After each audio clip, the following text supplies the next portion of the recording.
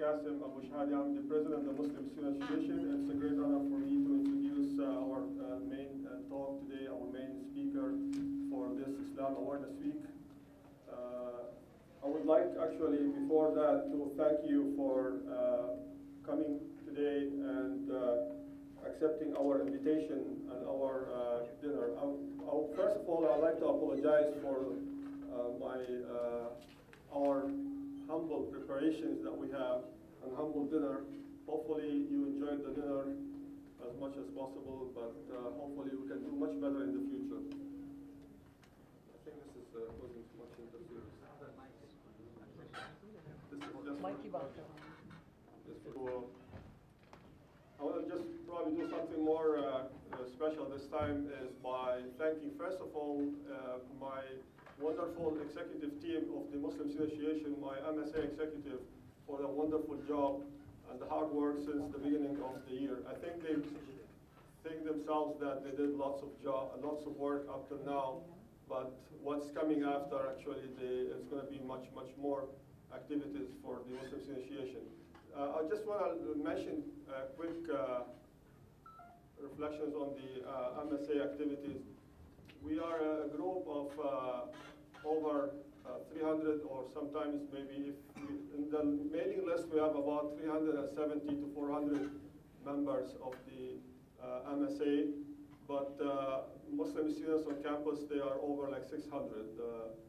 We are a large group on campus. Of course, the one thing that we are lacking is to have the campus population to be aware of our teachings of Islam, our religion, and that's why we are executing many activities throughout the year, and hopefully you can join us always and share with your thoughts and with our thoughts.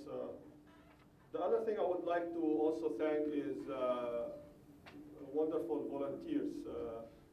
Besides the executives, the wonderful volunteers who volunteered throughout the year up to now, and they have done great job. Jazakumullah khair. May Allah reward all of you. Allah is the word for God that we have in the Arabic language. The other thing is the other most graceful for the community, the wonderful community of St. John's and Newfoundland as a whole, actually. I'm very actually touched by the kindness and support and contributions always from our Muslim community in Newfoundland and Labrador, especially in St. John's, and it's all reflected through also the Muslim Association of Newfoundland and Labrador is Manal. With President Dr. Haddara, we thank your association for wonderful support, continuous contributions to our activities on campus as well. And also special thanks for Dr. Muhammad Hussam Ahmed for today out of his busy schedule in the last minute. Jazakallah khair, he helped me in taking care of our speaker tonight and brought him from the airport and take good care of him and good hospitality. Jazakallah khair for taking on this commitment.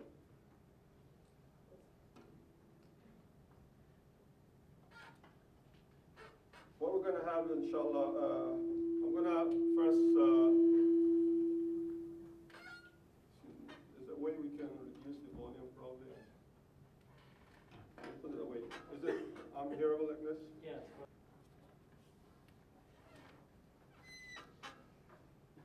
Tonight's speaker, Dr. Jamal Badawi. He's a professor emeritus at St. Mary's University in Halifax, Nova Scotia. Dr. Badawi, he is professor of both management and religious studies. He is a PhD, has a PhD degree from Indiana University, Indiana. Dr. Badawi, I don't know if it's going to be right for me or it's going to be enough. I think my voice is loud enough, maybe. Yeah, loud enough. Yeah, I think it's probably. I think so. Yeah. It's a bad habit you build it when you teach. your voice becomes loud. I think it should be loud enough like that. Dr. Badawi is the author of several books and works on Islam. And lots of books and chapters, articles, conference presentations, and also many, like over 360 segments of television, interviews, and lectures and series. You can find those compiled in a website, www.islamonline.net. In addition also to his participation in lectures and seminars and interfaith dialogue in North America, he's a very famous international speaker, also invited in over 30 to 40 countries around the globe. Also, he is a member of the Islamic Juridical Fiqh Council of North America and the European Council of Fatwa and Research and International Union of Islamic Scholars. I just want to quote a few of his books and that there are many like work of Dr. Badawi. Some of probably I just quote a few of them. Gender equity in Islam, the basic principles, leadership, and Islamic perspective, monotheism, Muhammad in the Bible, woman under the shade of Islam.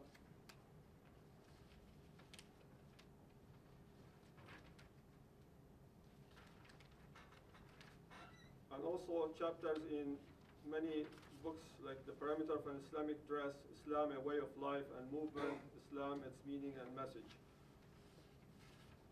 At the personal level, actually, I've known Dr. Badawi since I was in Edmonton over like 10 years ago, and it gives me great pleasure and honor to introduce him tonight here. And I was working hard every month to go to Halifax and try to convince him to visit us. And I told him we are just in the neighborhood here, just the next 1 hour flight. Jazakallah khair, and I thank him. I'm deeply thankful that he was able to commit and to come and join us tonight.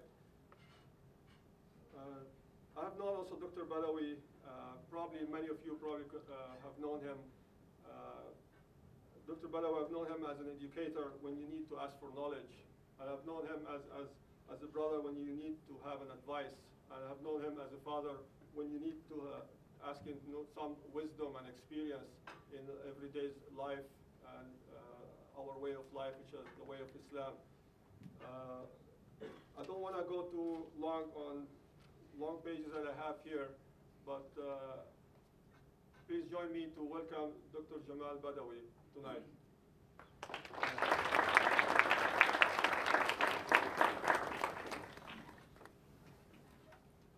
Alhamdulillah, wassalatu wassalamu ala Rasulillah wa ala alihi wa sahbihi wa man wala.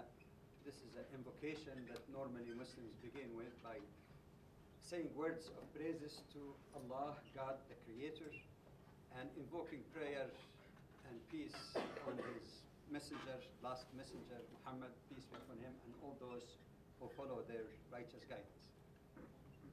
Before I continue, am I audible? I may not have a strong voice like Brother Qasim, but can you hear? In the back? First of all, I'd like to express my thanks and gratitude to you all, Brother Qasim, Dr. Hassan, Dr. Haddara, all the people who participated in preparing and or attending also this seminar this evening.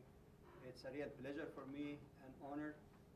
I think the introduction by Brother Qasim has been overly generous. I don't think I deserve all that. Inshallah, we'll try to keep it until next time maybe. Okay, I think we lost the, so I might need the technical help.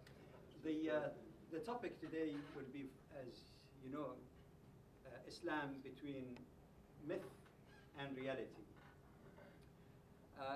The bulk of the presentation, and definitely the earlier part, will not be dealing with the common things that perhaps most people would ask about Islam in terms of basics. In fact, we're going to deal with controversial issues. Not that I love controversy or anything of that nature, but I think there are a lot of things that are going around these days, especially in the post 9/11 era, where a lot of things are presented in the name of Islam, not only by Islamophobes who are filling the internet with all kind of stuff, but even misrepresentation by some Muslims themselves. Even when we deal with the question of myth, there is a lot even to cover.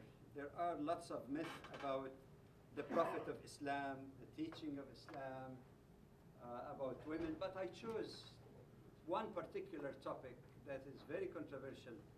That is the issue of violence, jihad, holy war, hating non-Muslims, and all of this, calling them infidels. We'll try to get right straight to this issue. And to me also the second most important topic is women, the issue of women. I'd be at ease speaking about either or both of them, but I understand that Dr. Sylvia spoke about that already yesterday. But what I might do is to focus on that one, but after that, the floor will be open for any question about the Prophet, marriages of the Prophet, if there is still carryover of questions pertaining to women in Islam. In doing this, I'll begin with a brief introduction, then I'm going to deal with this particularly controversial and grossly misunderstood concepts, and then I'll talk briefly about the total picture in which these questions and issues should be fitted, and we conclude with that. My introduction is brief and succinct, that first we are living in a world which is growingly interdependent and interrelated to one another. That makes it imperative, especially at a time where various religions, not only Islam, various religions has been abused to justify things that are totally against the spirit of its authentic teaching. This happened across the board in history, in all religions, but particularly at the time of turmoil, where the sense of grievances, sometimes an emotional reactions could lead some people, even sincerely, to make gross misinterpretation of the true spirit of the scripture, and that apply across religions as well. Therefore, thinking positively, we need to have first interfaith dialogue, and I found from my personal experience over 45 years it's very productive and very helpful in removing misconceptions and getting to understand one another. We need intra-faith dialogue within each faith community so that they stand together to try to persuade those who might have been pushed by some circumstances or the other to adopt extremist views that are contrary to the spirit of the faith. And we need also to be inclusive. We're not only talking about intra-faith or interfaith, because not everybody has faith. There might be people also might be not adopting any particular religion. And if we were to survive in such interdependent, interrelated world, we need to be inclusive and include people from other varieties also. That's why I call, for example, for civic and political discussions and dialogue in areas of common interest to all. With this in mind, let me come to the first myth, straightforward. Most people will say, we hear lots of speakers talk about Islam and its positive message and the peaceful message and so on. How would that resonate with the fact that it calls on Muslims to wage holy war? And some people particularly say, holy war on the West, giving the current event, for example, that's going on in the world. My question here, is it really a myth or reality? Does Quran teach about holy war? Big no. Big no. First of all, the Quran was not revealed in English, it was revealed in Arabic. And the Arabic term for holy war is Harb Muqaddasa. If you find it in the Quran once, I'll give you $1 million. Canadian, American, euros, you know. Not once did the Quran ever use the Quranic Arabic term equivalent to holy war. Nowhere. If you find it, let me. Big reward for you. Second, the term holy war, I'm not a historian, but there are historians who know that best, never originated from Islam, never originated from the Muslim world even though it has a civilization that lasted for centuries. It originated, as you know, in medieval Europe. It did not originate from Muslims.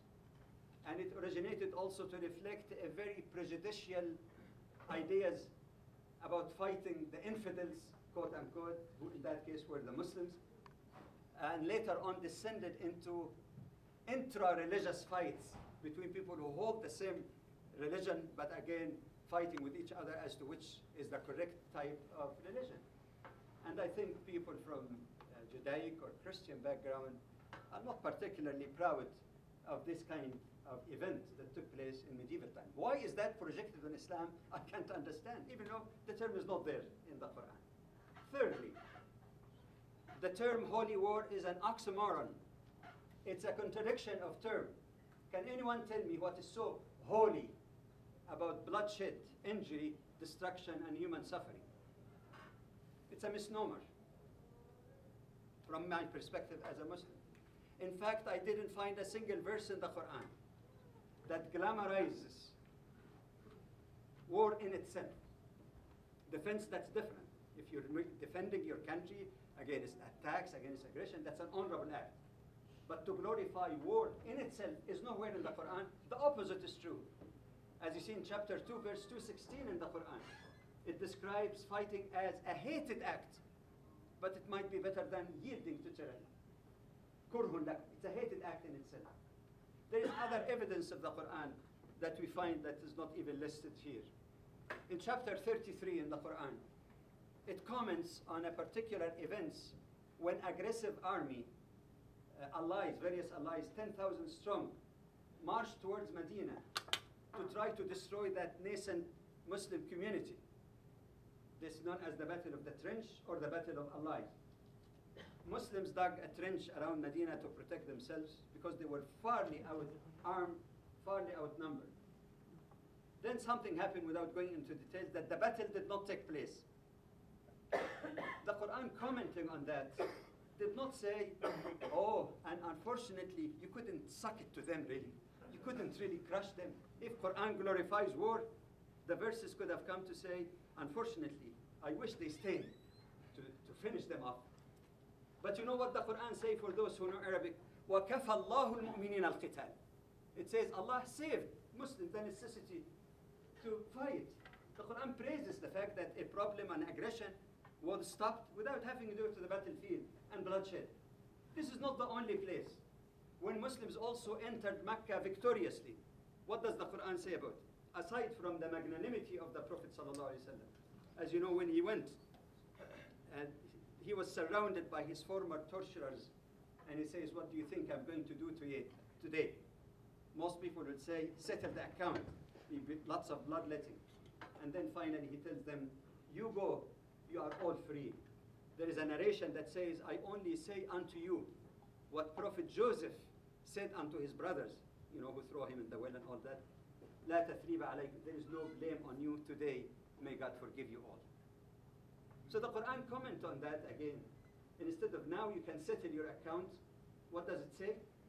وهو الذي كف أيديهم عنكم وأيديكم عنهم ببطن مكة من بعد أن أظفركم عليه.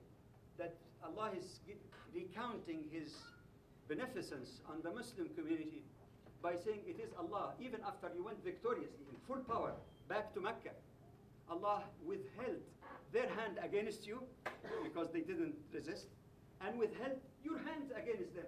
So it praises the fact that there is no unnecessary conflict or bloodshed.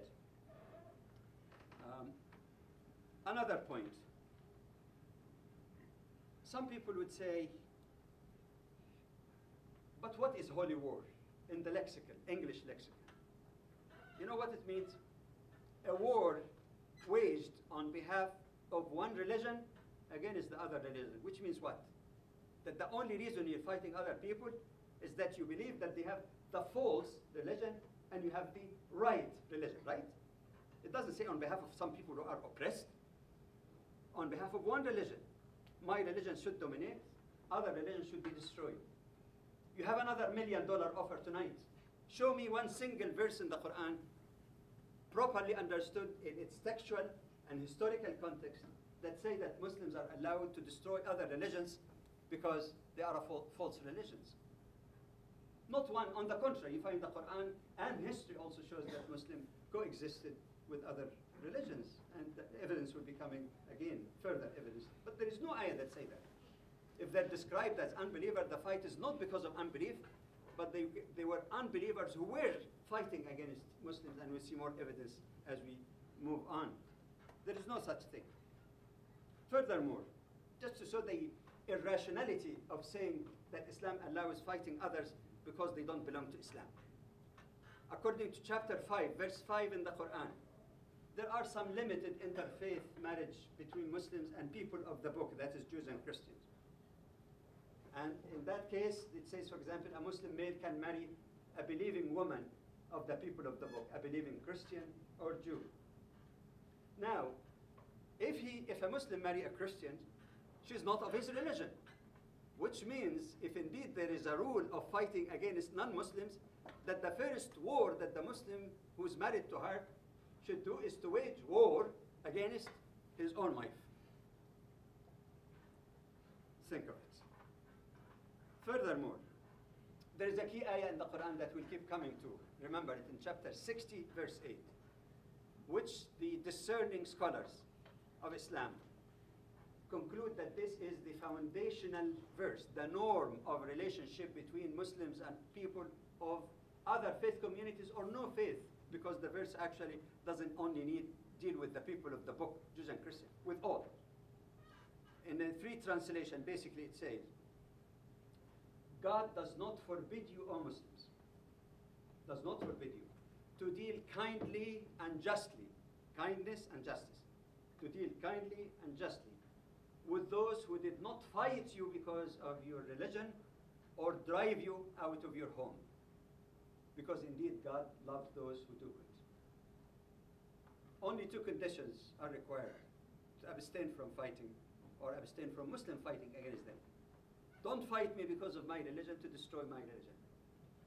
Don't oppress me, take my home and drive me out of my home. Oppression and severe oppression. Is that capricious demand? Or is that the right of every human being, irrespective of religious or non-religious background, to be entitled to kindness and justice? Moving on. Somebody might say, wait a minute. Aren't we just arguing only about terminology, sticking to words and etymology? Yes, the term holy war is not the Quran, but doesn't the term jihad actually say the same thing? Is it not? In the media all the time, they are all experts on Islam, and whenever the word jihad appears, even in the Quran, they translate it holy war. So are we arguing terminology or substance? The answer, no. We're arguing substance, not terminology. Jihad and holy war, as explained, are poles apart. Poles, no similarity whatsoever. Let's get the origin of the term. Is jihad an English term or Arabic term? It is an Arabic term. How do you understand an Arabic term? You go to the lexicon, the Arabic lexicon, like you do in English as well. In the Arabic language, and I believe in other languages also, you have a root system, like a few words or a few letters, and of course you can make derivatives of those letters, like you say run, running, ran, and all of that. Maybe R and N would appear in all of them. The same in Arabic. To understand what jihad means or any derivative of jihad, you must get to that root. And the root in Arabic is jim, ha, dal, which in English would sound like J-H-D. And you know what it means? It means to exert maximum effort. It also means to strive. It's better even than struggle. Strive, because strive could be positive, not struggling against, striving for goodness, striving for something. But that's not only a matter of terminology. If you go to the Quran and you find how it is used, as well as the hadith or saying of the Prophet Muhammad, peace be upon him, you find that it's used in a variety of ways. One, it is used